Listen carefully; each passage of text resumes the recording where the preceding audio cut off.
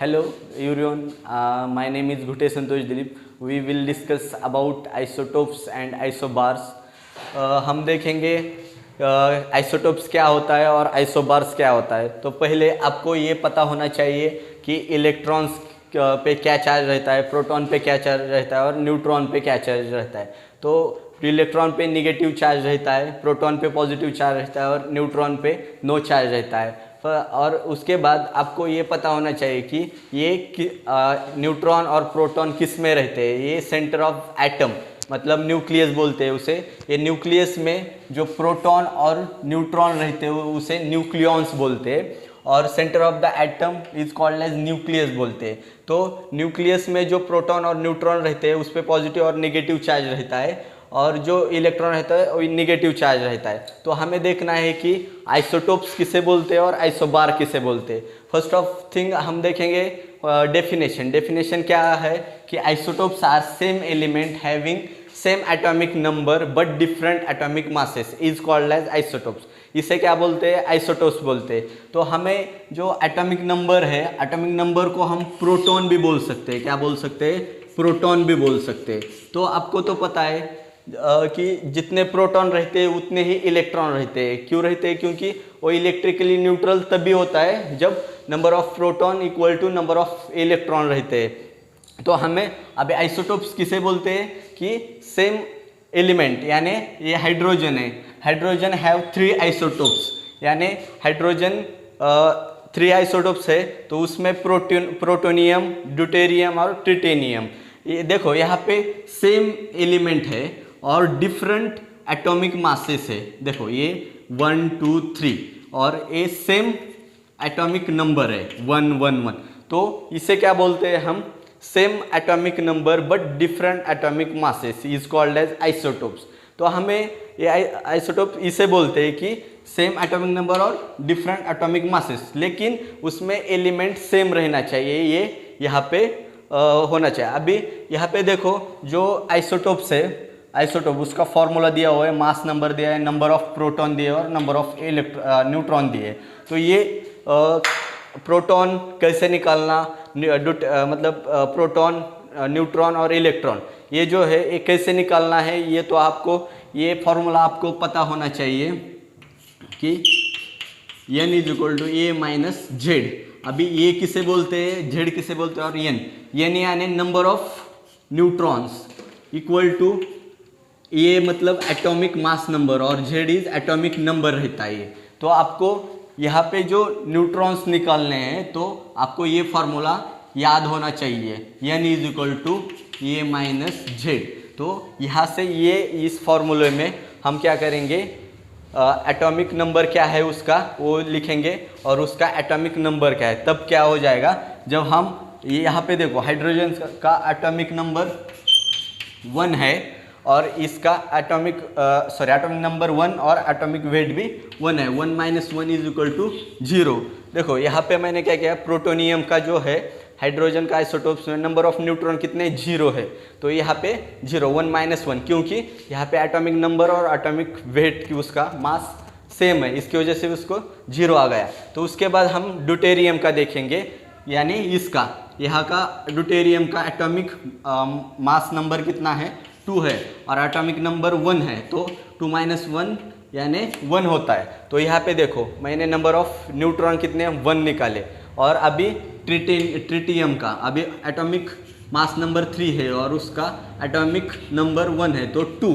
उसका number of neutron कितने आए? 2। देखो नंबर ऑफ न्यूट्रॉन 2 है और नंबर ऑफ इसके ड्यूटेरियम के 1 है और हाइड्रोजन का 1 है। तो आपको समझ में आया क्या? मतलब ये नंबर ऑफ न्यूट्रॉन कैसे निकलते हैं, ये जो हमारा फॉर्मूला है इस फॉर्मूले में रखे हम उसके number of proton, number of electron और नंबर ऑफ न्यूट्रॉन्स निकाल सकते हैं इसके।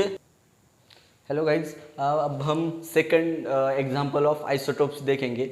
Isotope oxygen have 3 isotopes. देखो यहाँ पे क्या हमारी डेफिनेशन क्या है, what is isotope? Same element, same atomic number और different atomic masses is called as isotopes बोलते हैं हम। तो यहाँ पे आप ऑब्जर्वेशन किया तो सब एटॉमिक नंबर सेम है और उसका एटॉमिक मास नंबर डिफरेंट है। तो अभी यहाँ पे देखो, यहाँ पे मास नंबर डिफरेंट है, नंबर ऑफ प्रोटॉन सेम है और नंबर ऑफ न्यूट्रॉन अलग अलग है। तो हमें ये न्यूट्रॉन और प्रोटॉन कैसे निकालना है, तो अभी ये फार्मूला है हमारे पास, n is equal to A minus Z. n यानी नंबर ऑफ न्यूट्रॉन्स, फिर बाद में ये मतलब मास नंबर और z इज एटॉमिक नंबर। तो हमें अभी न्यूट्रॉन निकालने हैं तो क्या करना पड़ेगा, तो ये जो यहाँ पे मास नंबर है उसे क्या बोलते हैं हम, ये बोलते हैं, और नंबर ऑफ प्रोटॉन इस चीज़ को z बोलते हैं और ये n है। तो हम इस फॉर्मूले में रखेंगे तो फिर बाद में हमें नंबर ऑफ न्यूट्रॉन्स मिलेंगे। तो अभी हम ऑक्सीजन 8, पहले हम ऑक्सीजन लेंगे तो ऑक्सीजन का एटॉमिक मास नंबर कितना है 16, अभी एटॉमिक नंबर कितना है 8, तो 16 माइनस 8 कितना होता है n, यानी यहाँ पे नंबर ऑफ न्यूट्रॉन्स हमने निकाले। तो अभी जो दूसरा आइसोटोप्स है ऑक्सीजन, अभी इसका एटॉमिक मास नंबर कितना है 17 है। तो यहाँ पे n इज इक्वल टू जो एटॉमिक मास नंबर 17 माइनस अभी इसका नंबर ऑफ प्रोटॉन यानी उसका एटॉमिक नंबर क्या है 8 है, तो 17 माइनस 8 कितना आएगा 9 आएगा। यहाँ पे देखो ये नंबर ऑफ न्यूट्रॉन्स 9। अभी हमें दूसरा थर्ड वाला जो ऑक्सीजन का आइसोटोप्स है उसका निकालना है। उसका एटॉमिक मास नंबर कितना है 18 है, उसका 18 माइनस अभी उसका नंबर ऑफ प्रोटॉन यानी एटॉमिक मास नंबर होता है तो 8 ही है उसका, तो 18 माइनस 8 यानी कितना आता है 10 आता है। तो यहाँ से हम ऐसे नंबर ऑफ न्यूट्रॉन्स निकाल सकते हैं। तो आइसोटोप्स समझ में आ गया, तो same element same atomic number but different atomic masses, इसे हम क्या बोलते हैं आइसोटोप्स बोलते हैं। अभी हम आइसोबार देखेंगे।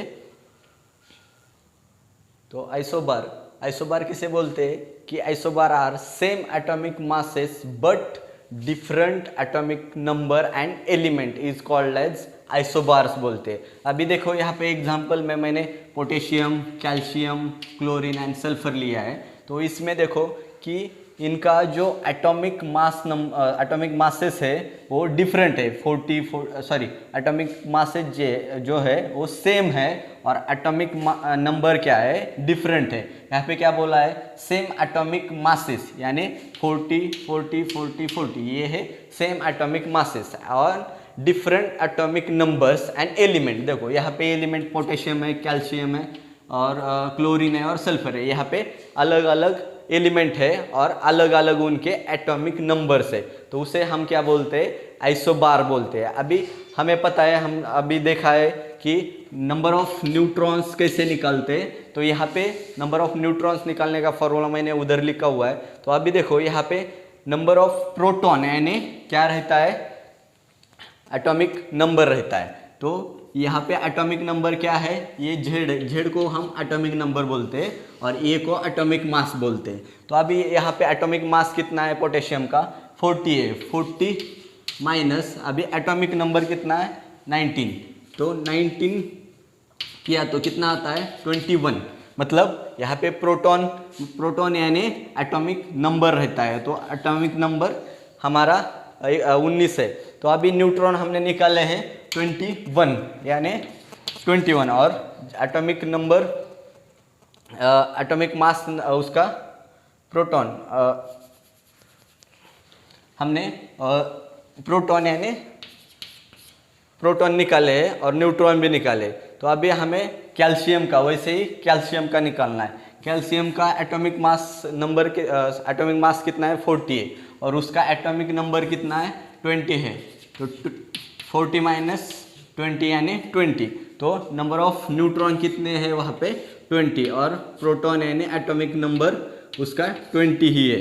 तो अभी यहाँ पे हम क्लोरीन का निकालेंगे। क्लोरीन का एटॉमिक मास कितना है 40 है, 40 माइनस उसका एटॉमिक नंबर कितना है 17 है, तो इसका कितना आ जाएगा 23।